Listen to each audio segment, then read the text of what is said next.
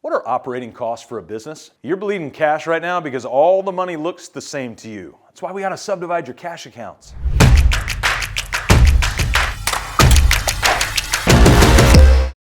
If you're constantly in a state of borrowing money, a little line of credit here, a little loan here, a little whatever, I hate to break it to you, but you're kind of quietly killing your business. And I don't want you to do that. Hey, just a reminder, I'm not a licensed financial advisor, I'm an educator. Make sure you work through a licensed financial provider or a licensed attorney. By the end of this video, you're gonna know real-time operating costs and also how to track your cash flow weekly. All right, the truth is for many business owners, and it may be you, when a dollar comes in, it kind of goes into a big bucket. And once it's in the bucket, you're like, that's my dollar. I get to use it however I want. And yet, we know subtly that's not quite true. There's a myth associated with that truth, and the myth says this: as long as there's money in the bank, it must be my money and I must be making money. Whew. That is a myth that gets me hot and bothered, and I don't want to do that. I want to do something instead that's going to bring you clarity and help liberate you from chaos. Here's the one truth I do want you to know. I realize that when you look at this board, you're like, where in the world is he going with that? Well, there's a couple things that I'm going to walk you through.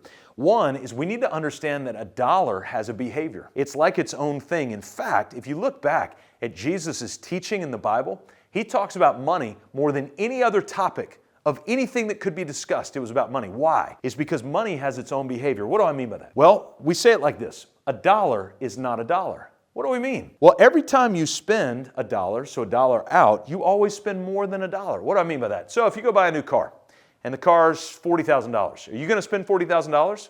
No. You're going to spend $40,000 plus tax, title, license, maintenance, gas, all of this other stuff. And so we think a dollar's a dollar, but a dollar out is always more than a dollar. The flip side of this is that a dollar in is always less than a dollar. Somebody gives you a paycheck. Do you get to keep 100% of that paycheck? No.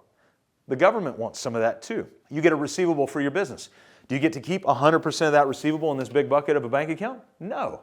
It's not all your money. So a dollar out is always more than a dollar in is always less than a dollar, and in total, a dollar is never a dollar. So we need to understand that money has got its own behavior. By the way, that last couple of minutes is really good table talk for your home discussion with your kids. So you really want to know what's the difference between operating expense monies and capital reinvestment monies and profit monies and bonus monies and all those sorts of things.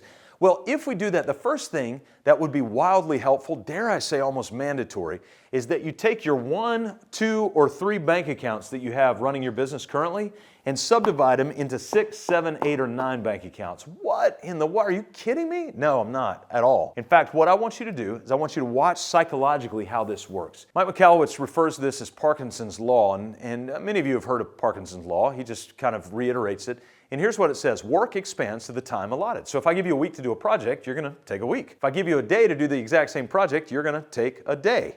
Well, the flip or the inverse is true with money. Money leaks according to the amount of bank accounts in it. What do I mean by that? So let's imagine that this is movie theater popcorn. I love movie theater popcorn. Just as much fake butter as you can put on it, I will take it.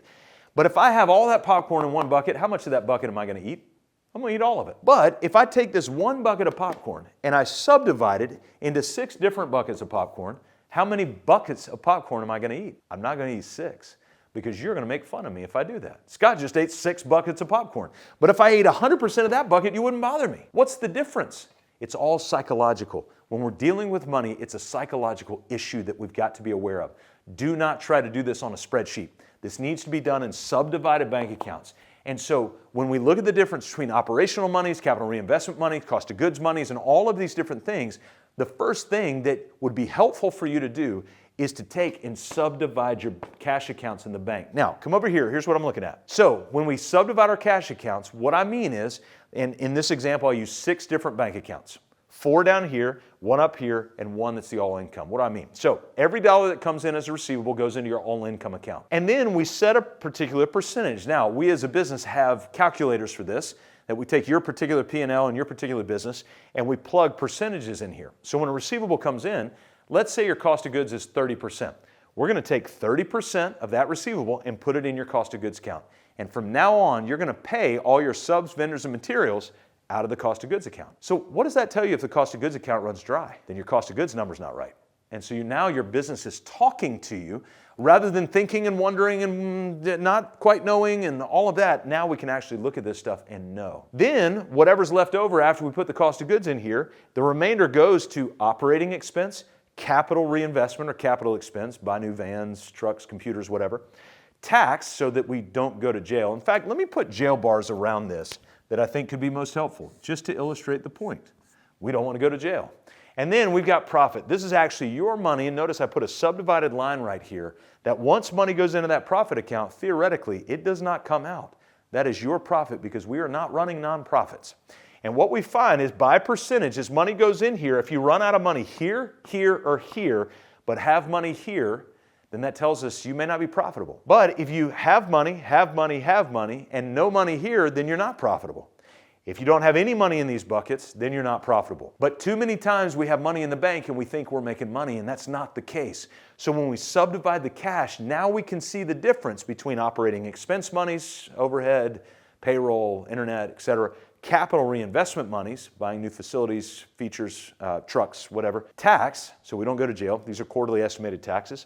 Profit, and then your cost of goods is all accounted for there. So you may ask, what's the difference between cost of goods and operating expense? Well, cost of goods are there as long as you're selling something. But if you're not selling something, theoretically you don't have any cost of goods because you don't have goods to sell at that point. And so if you're a home builder, for instance, your cost of goods are things like lumber and subcontractors and things like that.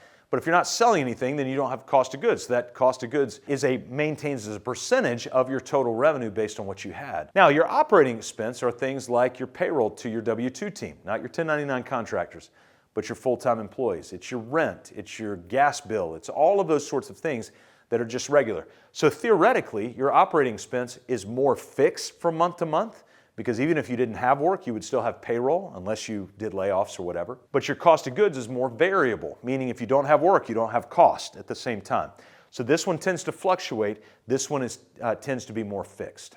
So now you'll hear a lot of business owners talk about cash flow. I want to pull a cash flow statement, and they'll look at it and then they won't know what it means, but they won't ask anybody because they're too embarrassed. So let's walk through a real-time flow of cash. Instead of a cash flow statement like you've heard about, you can pull from your accounting software. Let's talk about the flow of cash because that matters in these businesses.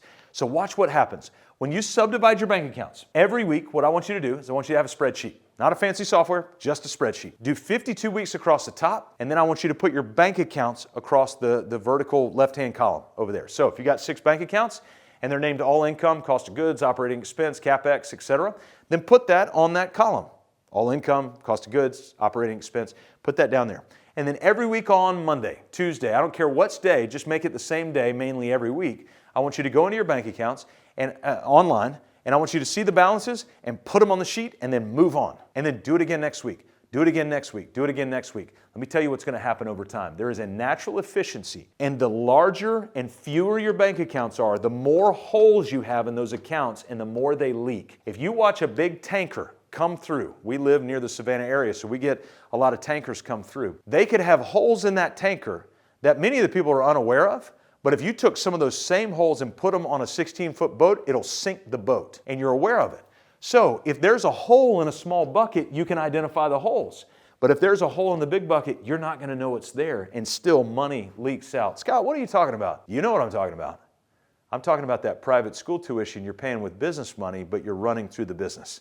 I'm talking about the car you just bought that's totally legal to run through the business. But the reality is if I owned your business, I wouldn't have bought that car. And so money just sort of leaks. We meet a lot of business owners who are funding their lifestyle out of this one account. You know why? Because their philosophy is if there's money in the bank, I must be making money. So what's the difference between all of this? Is once we start to psychologically see that we need to take every cash and subdivide it and cut it up. Why do we need to do that? Because right now for many of us, the money is running us and we're not running the money. How do I know that? Is because we're living paycheck to paycheck, receivable to receivable, or line of credit to line of credit. And the reality is we don't need to do that anymore because we can subdivide it up, put it in its different pools, and then if we start to run dry, we are notified way earlier, months and months earlier. So I had a client this past year at the time of this recording, and this client's about a $17 million home builder. And we've been working this system for about 6 years now. And so the waterline of his cash balance has increased significantly. And so we start to see the flow of cash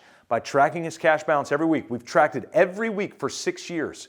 And so now I, as his coach, can go back week to week, quarter to quarter, year to year, and see what cash should be in line with his revenue this particular year. Well, lo and behold, he started to get a little thin, and we started seeing it weeks and months in advance. And then we started putting a plan in place if we needed to lay off or redirect personnel, but we saw it months in advance. Too many business owners are having to make impulsive, reactive decisions because the bank account is full until it's not, and then it empties. Whereas if you had it all subdivided, you can see that things are depleting over time rather than all at once. It's a powerful tool for you to be able to understand where the money's going so that you can make humane decisions in right amount of time. Hey, I want to send a notice out. If you're constantly borrowing money, then you're spending more than you should be. Bottom line. So instead of trying to buy this software to go fix it or do this little thing or run over to this conference or whatever, start here. There's 4 barriers you're going to have to get over. Number 1 is your own mindset, thinking that this wouldn't work. In fact, the client I just told you about calls this whole thing voodoo. He doesn't understand how it works, but it's a psychology game. The second is your wonderful bookkeeper who thinks all these accounts are going to add all sorts of transactions. They're not. 1 per quarter, 1 per quarter, 1 per quarter. That's it. You're going to have your cost of goods and your operating expense, which you're going to have anyway. The third barrier is the bank, because they're going to want to charge you fees. So what you're going to do is fire them and go to the next bank. And I'm not lying about that. And then the fourth is your wonderful, lovable, big, bold, bright CPA. And they live here in the past, not the present and the future usually. They look in the past at balance sheets and income statements and all that. And then they start to use big words like accrual. You have no idea what that means. And then you wake up one day and wonder why the bottom line on your P&L says $80,000, but you look in your bank account and you don't have anything in it. And so what we're going to do is we're going to change our perspective. And instead of us bowing to this group of people, you're going to realize that you're the one who hired them. They're going to start serving you, and you are not going to ask, but tell them that we're going to begin to subdivide our bank accounts because I want to know where every dollar goes so that we can steward it appropriately and frankly, build a business that can run and grow with or without me here. Listen, I know a lot of you feel chaos right now because of this issue of money, and I want to create clarity for you. That's why we've got an entire team that can walk you through predetermined templates with all of this stuff where we customize it around what you do. We've been doing this for over a decade. We work with over 100 clients around the world to be able to offer this level of clarity. There's one other thing you can do. If you click on the link below, I've got a powerful video that will walk you through how to finance your operations. And so go click on that video after this one's done. It'll take you on a little deeper dive about what this is so you can start subdividing your bank accounts and get the clarity you want. My name's Scott Beebe. We work with business owners between 3 and 100 employees to build their operating system so that you can be liberated from chaos to make time for what matters most.